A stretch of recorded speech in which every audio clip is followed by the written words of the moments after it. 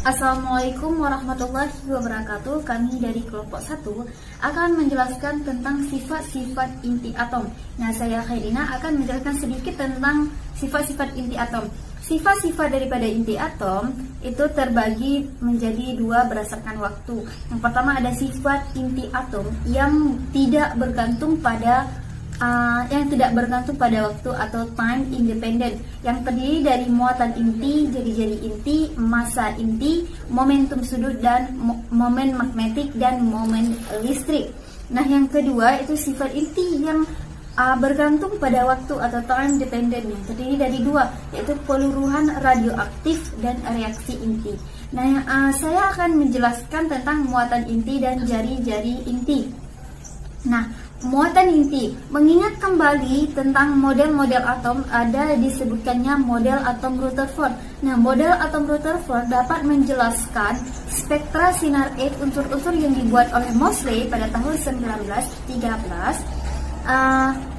Dari data Moseley diketahui bahwa muatan inti adalah Ze, di mana Z merupakan nomor atom dan E merupakan elektron, sama dengan plus 1 dengan nilai 602 kali 10 pangkat min 9 kolom. Yang kedua, sifat inti atom yang tidak bergantung pada waktu, yaitu jari-jari inti. Nah, jari-jari inti ini belum bisa ditentukan atau diukur secara langsung. Jika diasumsikan inti atom itu berupa bulat ataupun berupa bola, maka jari-jarinya ditentukan dengan persamaan R besar sama dengan R0 dikali dengan A dikali dengan 1/3, di mana R0 ini ditentukan melalui eksperimen, yaitu cara nuklir. Cara ini diukur jari-jari gaya inti, yaitu jarak dari pusat inti ke jarak jangkauan gaya inti. Nah, pengukuran R0 yang dihasilkan dari cara nuklir adalah hamburan partikel alfa dengan R0 sama dengan 1,414 dikali 10 pangkat min 13 cm. Peluruhan partikel alfa dengan R0 sama dengan 1,48 X dengan hasil R0 1,37 kali 10 pangkat min 13 cm. Baiklah, selanjutnya akan dilanjutkan oleh teman saya Nurina. Sebelumnya, terima kasih kepada Khairina. Sebelum saya melanjutkan materinya, perkenalkan terlebih dahulu, nama saya Nurlina. Nah, sekarang materi kita yaitu mengenai massa inti. Jadi, menurut hipotesa Dalton pada tahun 1803, atom-atom suatu unsur itu identik. Nah, Prohn pada tahun 1815 menyatakan bahwa semua unsur tersusun atas hidrogen dan massanya dapat dinyatakan sebagai berikut, yaitu M harus menyertakan C dikali dengan MH. Ternyata inti atom belakangan diketahui terdiri atas proton dan neutron, sehingga massa inti dapat dinyatakan M harus menyertakan Z dikali dengan MH ditambah dengan N dikali dengan Mn, dengan Z dan N adalah jumlah proton dan neutron, dan Mn adalah massa neutron. Skala massa atom yaitu skala massa kimia atau biasa disebut dengan skala atomik, skala fisika atau skala isotopik, dan skala massa nilainya 12 Celcius. Selanjutnya, yang keempat adalah momentum sudut. Nah, momentum sudut inti dapat diketahui dari struktur halus, dapat diamati dengan menggunakan spektrometer beresolusi tinggi. Nukleon mempunyai spin setengah, I sama dengan sigma, K sama dengan 1 sampai A LK, ditambah dengan sigma, K sama dengan 1 sampai A SK. Oleh karena nukleon bergerak, maka proton dan neutron juga mempunyai momentum sudut orbital. Momentum sudut total atau spin inti, L, merupakan jumlah vektor momentum sudut orbital, L, dan momentum sudut spin. setiap nukleon. Warahmatullahi wabarakatuh. Nama saya Ramsi. Di sini saya akan menjelaskan tentang momen listrik.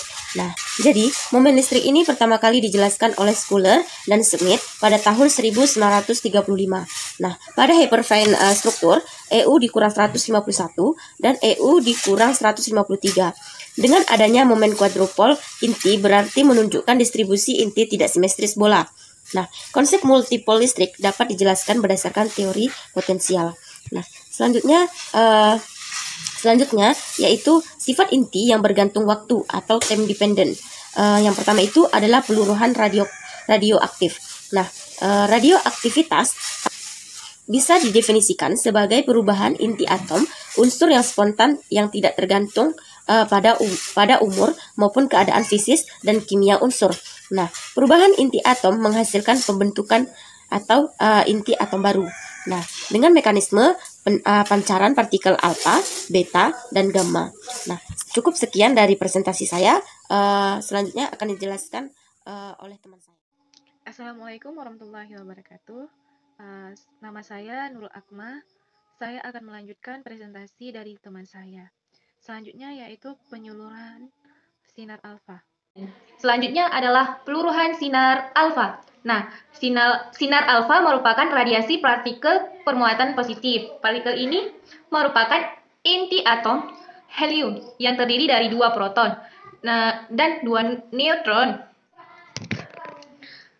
Sifat-sifat sinar alfa adalah memiliki daya tembus kecil. Jangkauan dayanya itu yaitu 2,8 sampai dengan 8,5 cm dalam udara. Radiasi sinar alfa ini terdiri dari seberkas sinar partikel alfa. Radiasi alfa terdiri dari partikel yang bermuatan positif dengan muatan positif 2 dan massa atomnya 4. Kemudian partikel ini dianggap sebagai inti helium karena mirip dengan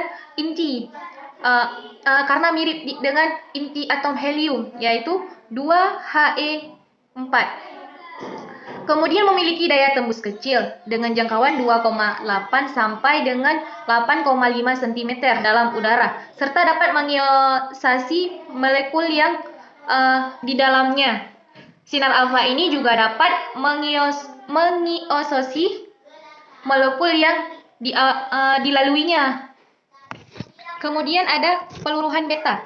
Nah, sinar beta ini merupakan radiasi partikel bermuatan negatif yang identik dengan elektron. Sinar beta ini bermuatan negatif dan massa sangat kecil, yaitu 5,5 kali 10 pangkat min 4 SMA, dan diberi simbol beta atau dengan E. Sifat-sifat dari sinar ini adalah memiliki daya tembus yang jauh lebih besar daripada sinar alfa, dapat menembus lempeng timbal setebal 1, mm. Daya ini ionisasinya lebih lemah dari sinar alfa. Bermuatan listrik negatif sehingga dalam medan listrik dibolakan ke arah kutub positif. Berikutnya peluruhan gamma.